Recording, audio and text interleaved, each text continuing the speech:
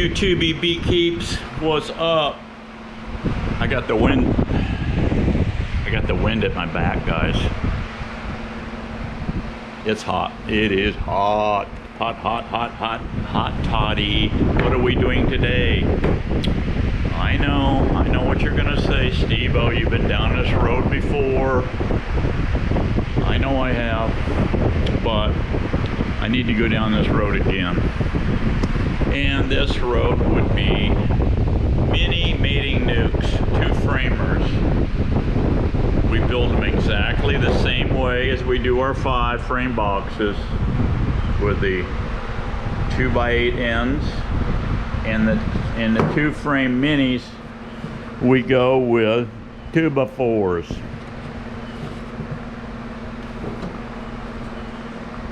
Two standard frames will fit in at 2x4, just really nice. Now, we're gonna build them with pallet wood, and I've got enough there. Got a nice little pile started there.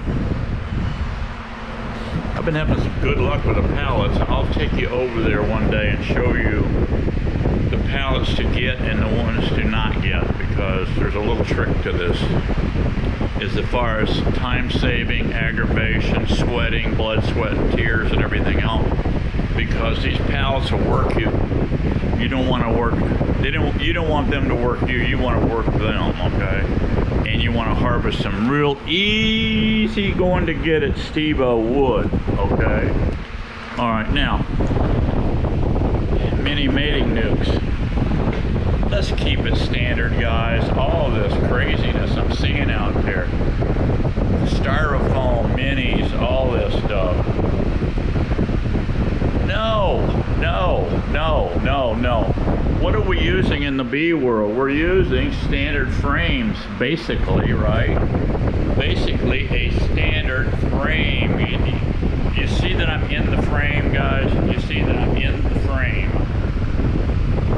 All of this craziness I'm seeing with mini this, mini that. No, we're building a mini with the same way we build our 5s, exactly, except I'm not going with a full screen bottom. I'm going to bore 1 hole in the bottom of the box. I'll show you that.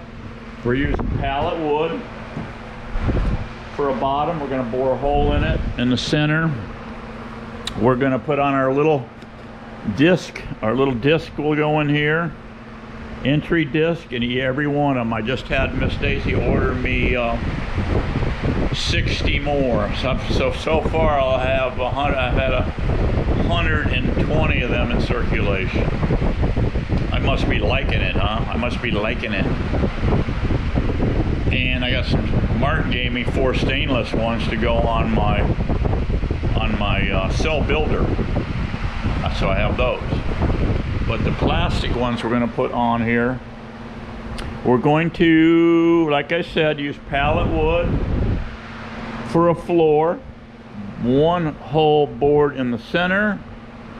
I think my bit is 2 3/4. It's going to be screened with 8th cloth. And our tops, here's a little something we're going to do different on these, because I'm going to be boring a 2 1/8 hole for a feeder hole in the top of these, because I'm not changing the bit size, okay? But what I get into a problem there is, I know before I even start this project, is I'm going to, when you bore that 2 1/8 hole, you're not going to have much material on the sides. I'm going to use backer board material for the roof, just like we're doing with our 5. But here's how I'm switching it up. I'm taking two of them together, and I'm going to bond them together with Bondtite 3. So I'll end up with a 1/2 inch size lid. I'll bore both lids individually, because that's easy to do, right? Easy to bore a hole through that stuff, through 1/4 inch. I have not bored holes through 1/2 inch. I don't even want to try to. I don't even want to try to score and break 1/2 inch. No, I think that's going to be too much elbow grease. I don't want it. So I'm going to can take two. They're only, you know, 3 by 5 sheet. It's going to give you a ton of these lids. I can get 10 lids. I can get 10 lids out of for 5 framers out of one of those sheets. So I can get a bunch of them on with these little mini nukes. So I only picked up, just for fun project today, I've only picked up 2 12-footers at Lowe's. 2 12-footers. Make sure you get a Lowe's card too, so you can get 5% discount down there.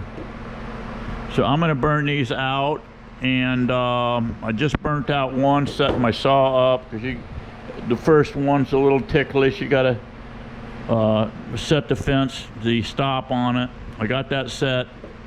I fine-tuned it with a piece of scrap pallet wood to get my 10-inch, and then I cut my first piece. So I've got one set. So yeah, let's be utilizing, guys, these standard frames. Forget the mini nonsense. It's just a gimmick is all it is.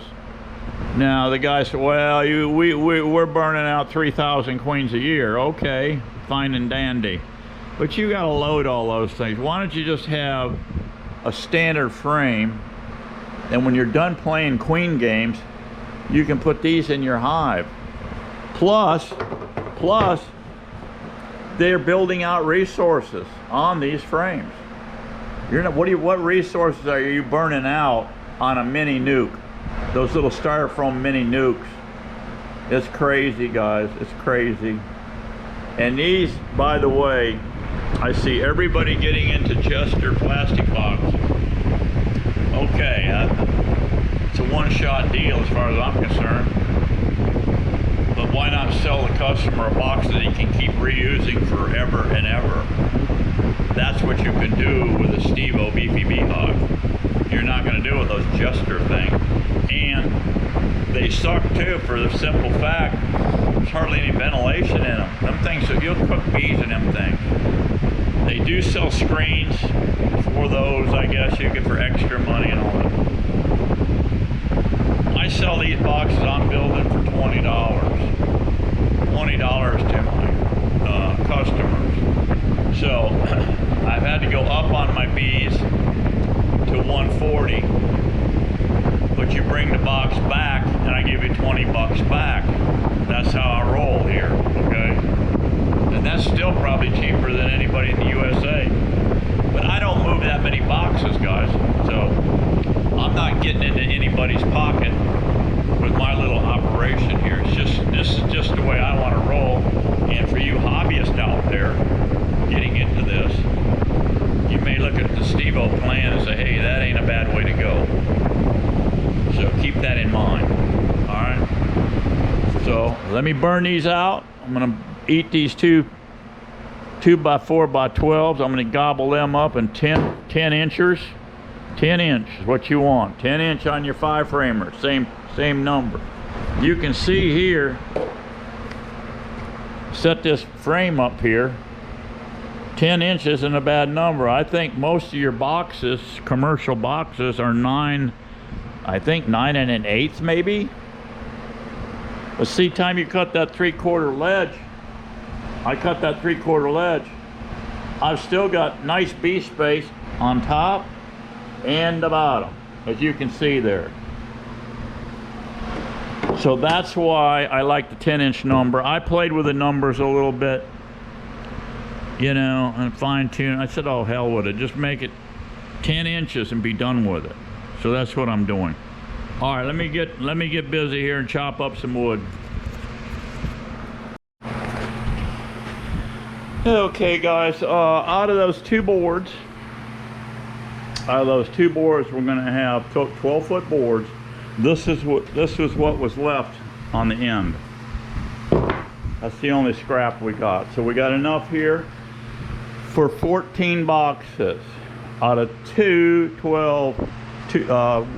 by 4 by 12s. So keep that in mind when you're building these things. Take 2 12-foot boards, you can get 14 nukes. You need 2 for each one, okay? All right, let me get up, let me set up, blow this stuff off. blow this dust off. We're done with chop sawing. We'll get our table saw set up and start burning out our frame rest. I'll show you that. Alrighty guys, got my homemade table saw here. This thing, I've had it for, I don't know. I burnt up one of these Harbor Freight saws, but I've got more. I've got one there, I got one down there, I got more to go. But they go good. The height for our cut here on this, you see this blade? This is a 3/4 piece of plywood, right? One side is real ugly, it's not straight. This side is a factory edge, right here. This is a factory edge, nice and straight, that's what you want. Bada bing. How are we gonna set this up? You got your plywood. I want to go a little bit deeper than 3/4, so look down through here. See that blade sticking up? That blade is protruding above this plywood, just a little bit, that's what I want. Now, to set the fence, this is a real toughie. This is a real toughie. Here's a 3/4 piece. Same as this one, right? Stick it up there, bam, slap it up there. This board, this fence right here, this fence board is the same, is a little bit longer than my tabletop. But I just put it up here, and you can see here, you push here, you push there, you see that, but you push it up, that blade's got a little spring to it. Just push it up there, and you'll feel it. You don't want it cocked this way or that way, but you can feel the spring tension on that blade. Okay? So what you do, you put it up there like that. Grab you a spring clamp, come over here. Boom. Check it again, grab another spring clamp.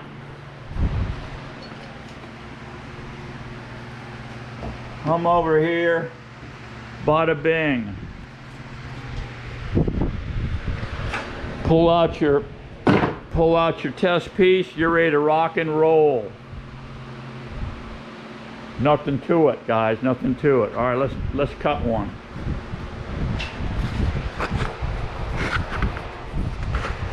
Let me fire up this saw and cut one here.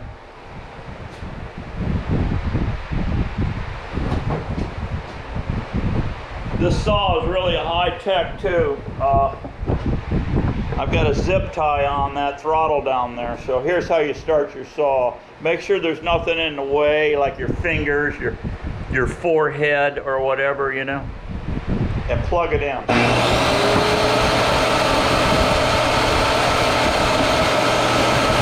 Stand your piece up.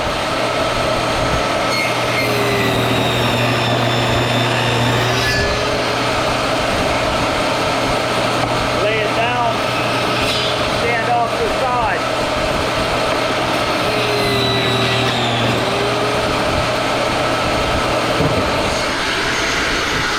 Stand off the side because that piece is coming out of there quite fast. It'll spank your belly button if you're over here doing this. Yeah, you're gonna get a belly button spank. You don't want that.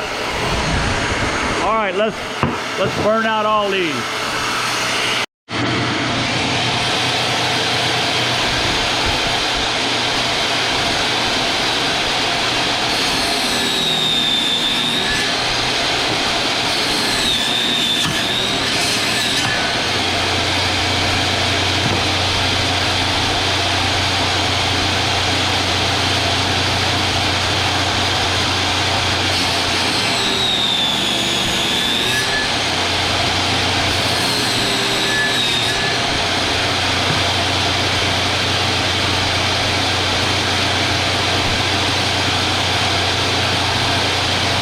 Make sure you have no knots down here at this ledge end. Flip it over until you find an edge with no knots.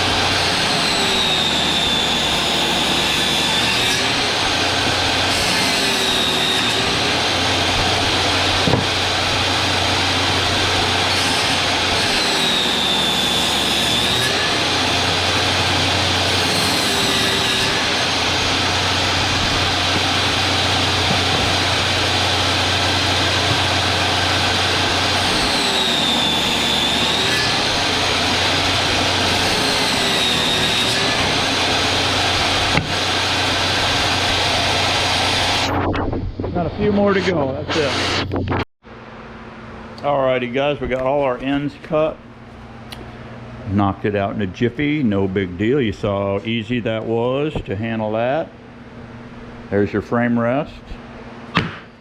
Have a backstop, a wall or something. Whenever this machine's turned this way to throw material that way, I put that archery target or backstop, I pull it over because they're going to be flying out, especially if I'm cutting the ledges on the 2x8s, because that piece of wood is pretty substantial and it's flying out of there like a dart.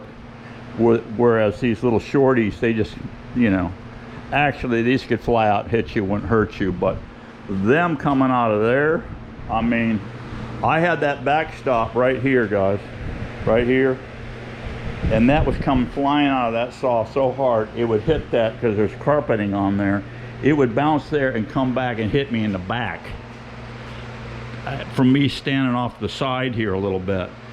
They're bouncing off my back. I said, no, that's enough of that, and I backed it up further. Then it could fly over there, hit that backstop, and only fall right there on the floor. So keep that in mind when you're doing this operation, that these parts are flying out of here at a pretty good high rate of speed. All right, let's set up on the assembly table. We'll go as far as I go as far as I can. I'm ahead of the game pretty much on my 5s for right now. But I want to get some cells and get into the incubator.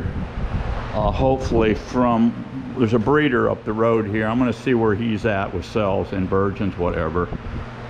I'd rather buy cells and hatch them off in my incubator, and then I can install them. And we're going to install these, by the way, in a 4-inch square cage made out of 8th cloth. It's about a 5-inch cage, and we'll trap her, our virgin. We'll go through that operation. We'll trap her in that cage for about 4 days, and after she hatches, I'll give her 1 day I'll look her over, see if she's a good, viable looking queen, and then we'll set up a nuke. Wait the next day, we'll install our Virgie under that cage over some hatching brood, so that new brood coming out can see their new mama, and everybody will be hunky-dory. And at that point, after 4 days, I'll go in and retrieve that cage and let her crawl, and then she can go on her mating flight. So that's kind of the plan, what we're going to do here with this stuff. So let's get to building. Alright guys, assembly is really quite easy. So you do it the same as you do the 5s. You throw up your board, you lay them down like this with a frame rest facing you. I'm right-handed, so I come over here on the right side first, and you feel here to where that's flush and this is flush, right? The beauty of this installation is I don't use any glue, no glue. I do test run these a bit. Obviously I got a shorter board here, and if I put this on here, you'll see it doesn't cover, so that won't get it. So I'm going to use another wider board. If you could ever find pallets, which you never will, with all these wider boards, it would be a dream come true. But you can see most of these are thinner boards, but it don't matter. I'll get this one, just like this one has a bad edge. This one's got a crazy edge on it, but that's a nice true edge. So I will mate that edge with this edge, and it's a nice tight, pretty tight joint. That doesn't have to be really super tight, but you see I got a little overhang. That's fine. Our table saw is preset already. This fence is set at exactly 10 inches from the inside of that blade, this side of that blade to that fence. So I just plow the box through and it trims it off. So that's the beauty of that. So what I do is I just set it up here. I feel here for that's nice and flush. This is kind of critical here. for the simple fact that you don't want this higher, so your lid will fit nice. Then you get you a 18-inch gauge Harbor Freight. This particular one is called Central Pneumatic. You can get these on sale for 15 bucks, believe it or not. 15 bucks, 19 bucks. So I put one there and one there is all I do to hold it. I come down here, do the same thing. Doesn't take but a second to line it up. You get that corner 90 degrees, you get this wood squared away. Hold thumb pressure. Done. Make sure you lube, put a few drops of oil every time you use this gun. You'll get some longevity out of that gun if you do that. So here's my next board. It's got kind of a goofy edge here, bottom, crumbly, broken, you see. Put that at the bottom. We'll lose that on the cut, see. We'll lose that on the cut. Everything's looking good here. Two staple, two 18-inch nails. Now, take your pilot. Actually, I need to lengthen this a little bit here because I'm lower to the table. So all I do to get a little more adjustment is wrap it around this S-hook. So you're going to come in and pilot, but you don't need to pilot deep. 1/4 inch.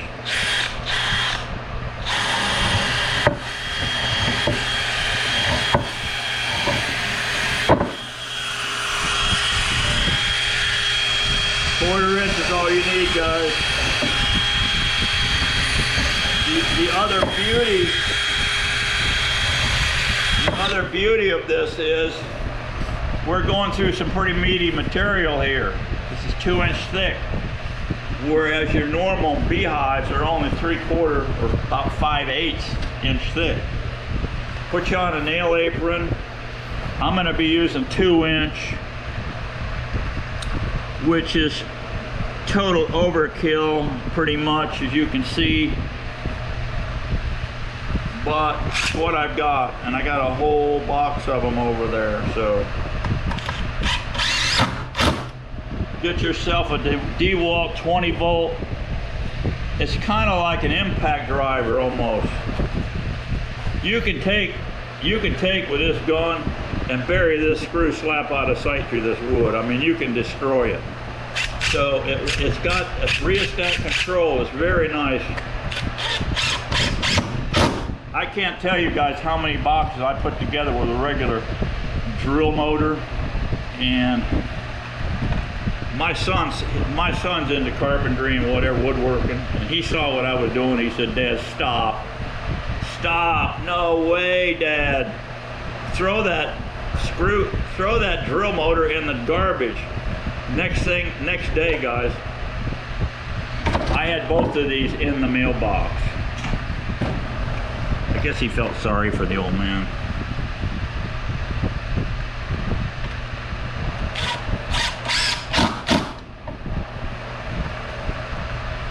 Yeah, that's all you need. I put, even if I'm incorporating this saw, I'll use 3 of these on a saw, right? 3 of these will work, and I should have a little overhang. I put 2 screws in each one, so you would have 6 screws. So 4 screws, like right now, you'd have 6 down through there, because you're using 3 of these boards.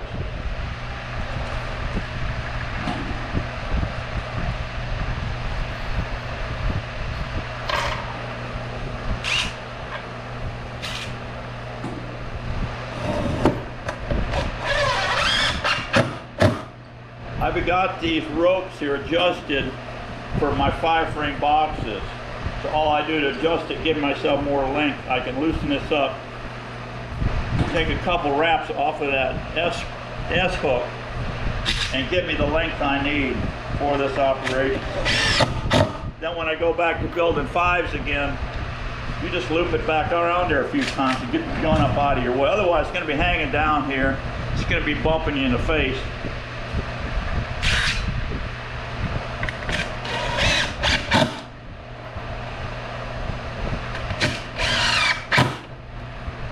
extra screws I just throw back in my pouch. I mean, you can see a little daylight in there. It's no big deal. When I put a coat of paint on here, I slop it on heavy, and it goes into them cracks. And whatever other daylight's showing, the bees don't like it. They seal it with propolis, so you don't have to worry about gluing these, because you're using such long screws going in here into this material. Now, there's one thing you need to watch out for when you're putting on your disc, your entry disc, and you're boring through here. There is a chance of you hitting this 2-inch screw. So make sure you're eyeballing where these are at before you punch through with your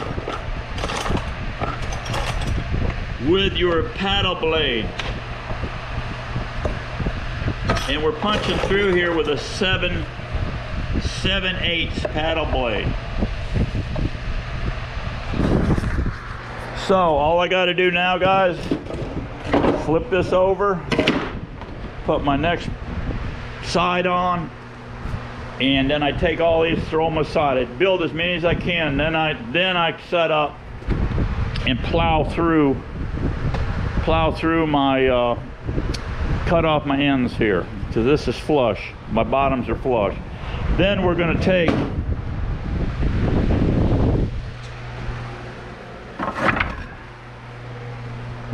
take pallet wood and throw on here. Now I'm going to measure. These are already pre-cut, by the way, too. See, your sides are going to be the same as your bottom. The only thing we're going to need to do is set up and run through and cut the width that I need.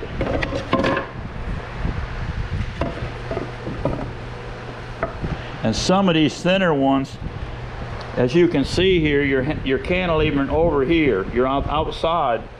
So a lot of these boards I can just pick up and put on here, because we got another side coming here. And then all we're going to do is bore a 2 3/4 hole here. And I'm going to put 8th screen on the bottom. One hole is plenty for ventilation. I probably will put a cleat on here also on each end to keep this up, so this can breathe a little bit on the bottom. Alrighty, guys, normally I just do these in big batches, but for show and tell today, I completed the box. Here's the completed box. I've got the disc on there. There's a 7/8 hole in there. The beauty of these, like I've said before, these nukes are very fragile. So you can tweak this down to where you only got like a 1/2 inch hole in here to help keep with robbing. And you could probably keep it like that all the time, because if you open it clear up with just a 2-frame and in a dirt scenario, you're able to get robbed out here. So keep that in mind. Keep these closed down. I used to play games with 1/8 inch wire, cutting little slots, but these are so handy, it's ridiculous. So here's your finished box. There's enough room in here to actually get a cage in here if you want to install it with a cage. I'm actually going to install my Virgins, I'm thinking, with a 4-inch introduction cage. I'll show you that when we get to that. So yeah, I've got just one hole.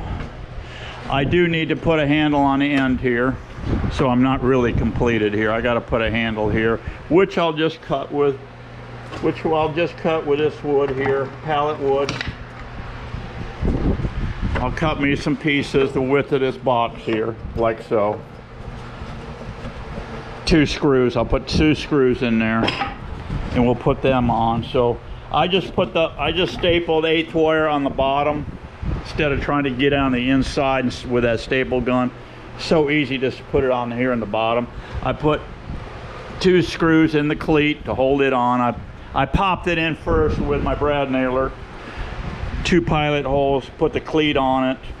So I'll put 2 handles on this. I'll have a completed box, and we will go with a backer board lid, double thickness. I'll take 1/4 inch and double thickness, but like I said to you before, I will pre-drill each one first. Then I will use Bondtite 3, smear a bunch of crisscross patterns on those 2 sheets with a hole, line the holes up and everything, and set it, put a little weight on top, a brick or something on top, and let it sit overnight to cure. So there's your box. She's a beauty. Didn't cost me hardly anything to build, guys. I had $6 and change a board. That was what, $12 and change for 14 nukes, mini nukes.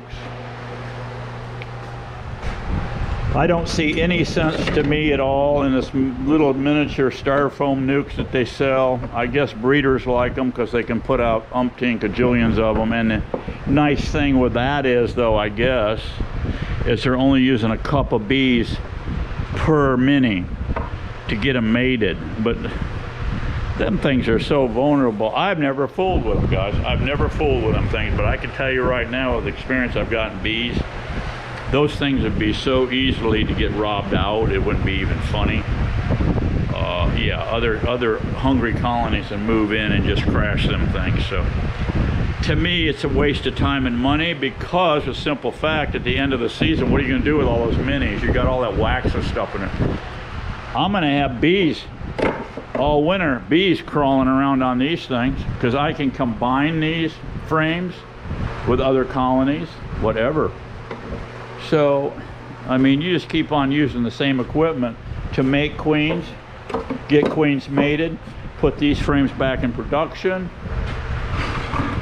There you go, bada bing, Steveo plan. What do you think? Thanks for coming by, guys. I'll see you on the next one. Bye-bye.